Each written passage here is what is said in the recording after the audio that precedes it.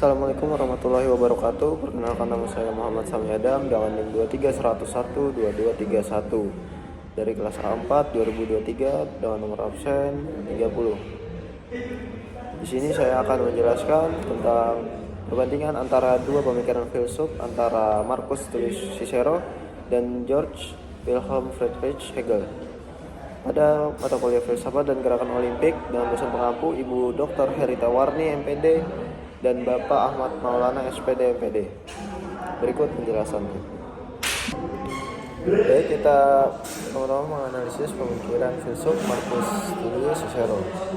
Marcus Tullius Cicero adalah filsuf, orator, pengacara, penulis, dan negarawan Romawi kuno yang lahir pada 3 Januari 106 sebelum Masehi di kota perbukitan Arpinum, sekitar 60 mil di tenggara Roma, Italia. Ia dikenal sebagai ahli pidato Latin dan gaya prosa yang andal. Cicero juga tokoh besar mazhab filsafat Stoa Romawi dan memiliki pengaruh dalam bidang filsafat hukum dan tata negara. Ia menempuh pendidikan filsafat dan retorika di Roma dan Yunani serta belajar hukum Romawi di bawah Quintus Mucius Scaevola. Karirnya meliputi jabatan sebagai quaestor, praetor, dan konsul, dengan prestasi penting menggagalkan konspirasi Catilina yang berusaha mendirikan Republik Romawi. Cicero wafat pada 7 Desember 43 sebelum Masehi setelah menjadi korban pembunuhan politik di masa kekacauan Republik Romawi akhir. Karya-karyanya yang meliputi pidato, tulisan filsafat, dan surat masih berpengaruh hingga kini.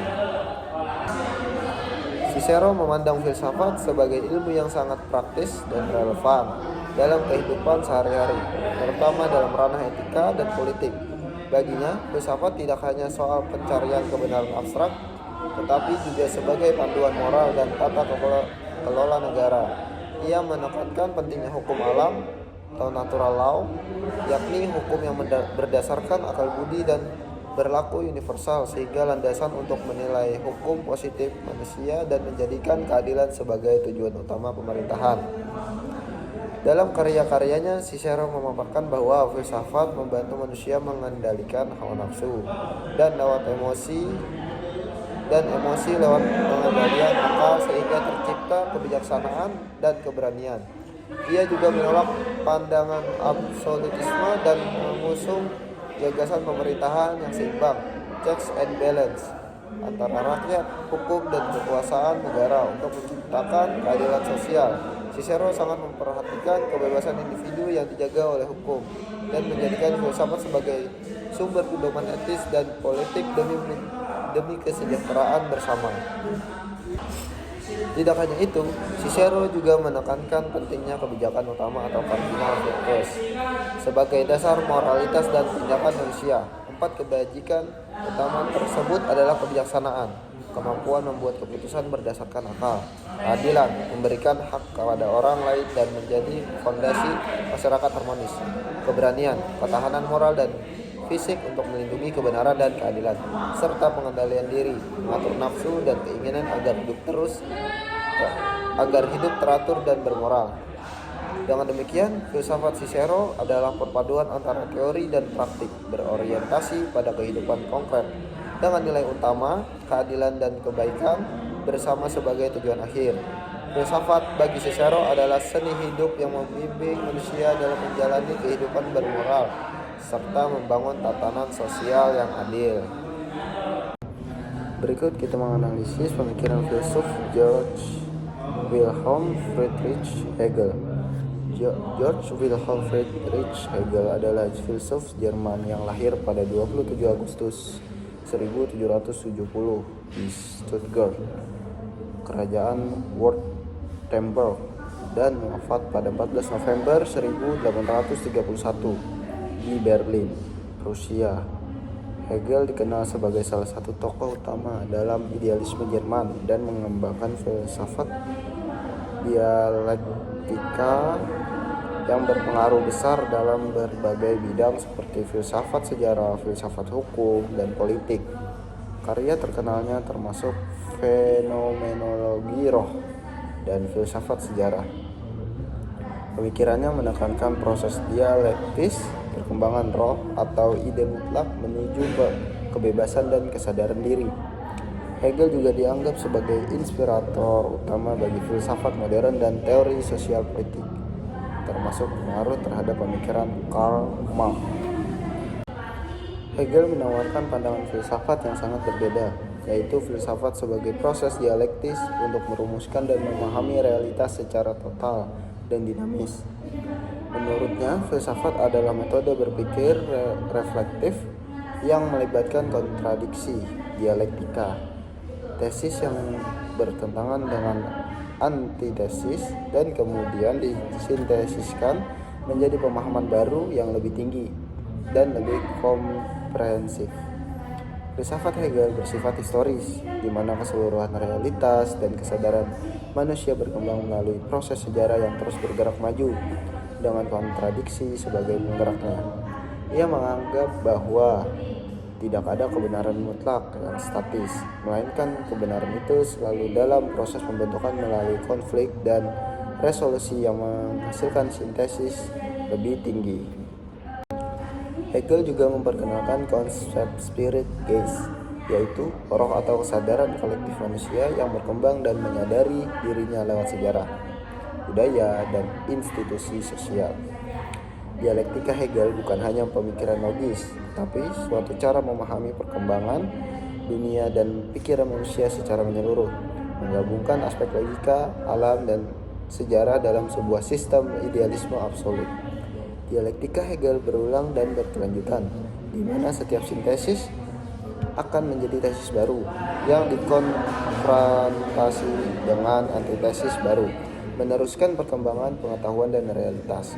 Filsafat baginya adalah alat untuk memahami perubahan dan kemajuan manusia serta dunia secara totalitas. Nah, di sini ada beberapa perbandingan menurut dua filsuf. Yang pertama, pandangan umum menurut Marcus Tullius Cicero, filsafat sebagai praktis untuk hidup bermoral dan tata negara. Kalau menurut George Wilhelm Friedrich Hegel, filsafat sebagai metode dialektis untuk memahami realitas dan sejarah secara total dan dinamis. Tujuan filsafat menurut Cicero mencapai keadilan, kebijaksanaan, dan moralitas universal yang menjadi pedoman dalam kehidupan dan pemerintahan yang adil.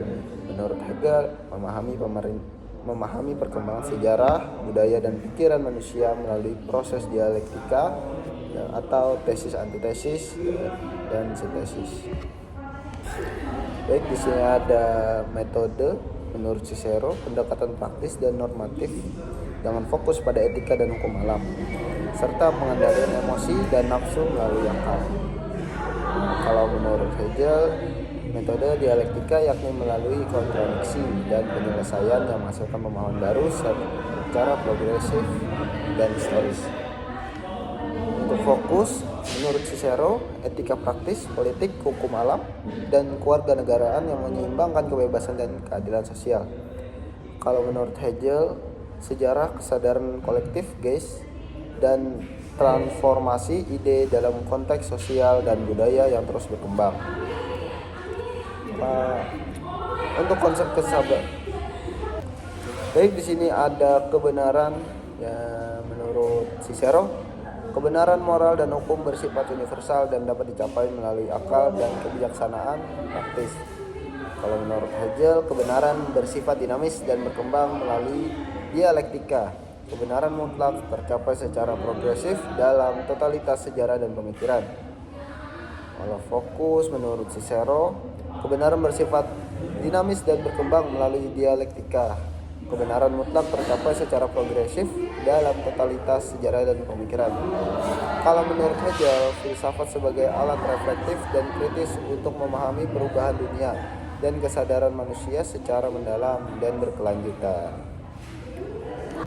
Terakhir, ada kesimpulan dan dapat disimpulkan dari PPT yang saya buat dan perbandingan antara dua filsuf tersebut, yaitu perbandingan ini menunjukkan bahwa Cicero lebih menekankan filsafat sebagai panduan moral dan praktik politik, yang konkret, sedangkan Hegel melihat filsafat sebagai proses refleksi dialektik yang kompleks dan historis.